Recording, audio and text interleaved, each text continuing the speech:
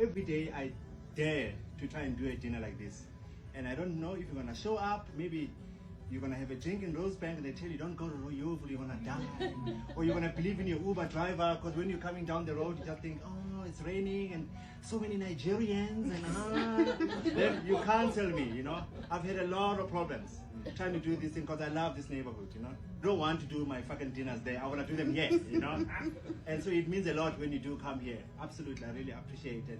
Like all of you, you could afford to be having a dinner anywhere tonight in this city. There's just so much to offer. I love this city. This is just a little love letter that I want to write with you to extend to what the city is trying to do. Other people are really trying in this hard weather. Other people are paying a lot of rent up there in the north, trying to make European food, you know. Me, I'm paying small rent here and making simple foods. My food and my dishes come from the migrant workers of this Yeoville market. They'll give the ingredient, they'll ask your name, and they'll teach how to greet in Lingala or in Yoruba or in Igbo or in another language. And it's, what are you doing with this dish? Do you know how to cook it? I call myself a gastronomic smuggler, you know, because I'm always looking for more than the dish. I'm just always looking for. I trained in journalism. I went to drama school. I did social sciences, and when I stayed in Yeoville as a kid, it was the best thing. I never wanted to leave, and I used to have a chance to go to travel to the US or Europe, but all the time it made me think of Yeoville, because Yeoville had wine bars and had most amazing white people at the time. You know, Yeoville has never been a typical white South African suburb ever in its history. It has always been enabled for the others. Whiteys would come and jowl here, and then they will see a lot of black talent when they go to an art gallery or they see someone jamming, or that's the way Africans walk in Yeoville. They were a bit freer than other spaces. And I think it forged that whole idea that one day it will be like this. It will be a colorful neighborhood, and it's always been anti-apartheid. A lot of people, when I read through history, people who have that Mandela generation and blah, they all were interesting people who came from Latvia, Lithuania or Durban, but they used to live in Yeoville. So Yeoville has always been a migrant-centric kind of space, and it's always been for the others. It's always had other dishes, other drugs, other kind of people, other accents. It's always been amazing in that sense. So whenever I traveled, I was never fuzzled by anything. I take my skateboard, I go to Berlin, and I see a little corner, like it reminds me of Yeoville, and I would be in Amsterdam, or, you know, taking that green bicycle, like Yeoville is like this, you know, like I grew up in Soweto, you know, we had that kind of aperture. Nigeria or it's a saffron, rice, and broken grains, and coconut, and kale, and cumin, different kind of. I was trying to make my kind of pulao, like some kind of fragrant kind of rice that is coconut and kale based, that we can eat with my Egyptian style chicken. This is the chicken that I cook with sumac and lemons and limes. Who can I give this to? It's in sumac and lemons. It's kind of like a sour Arabic style chicken. I made a gumbo. You use a little fine cut okra and chickpeas.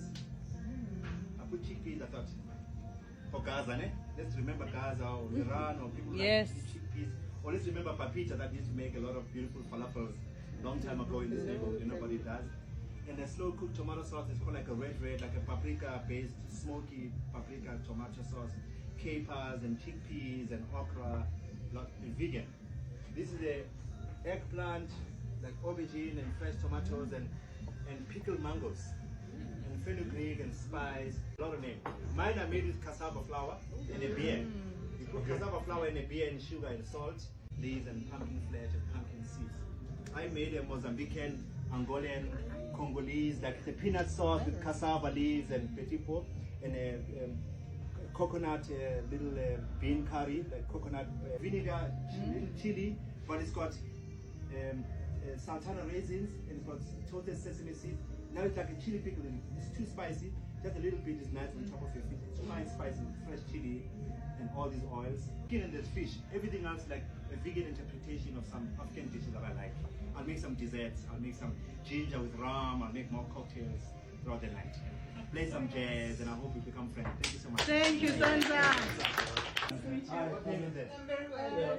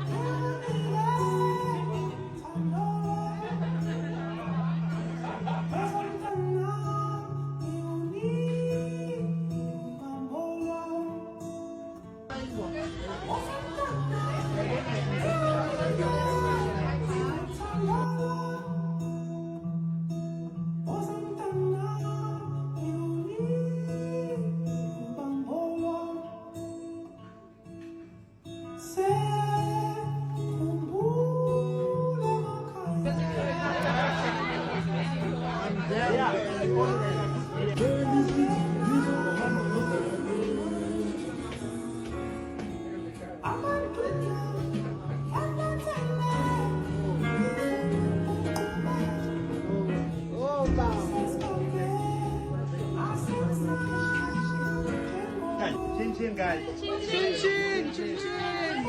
Cheers, everyone.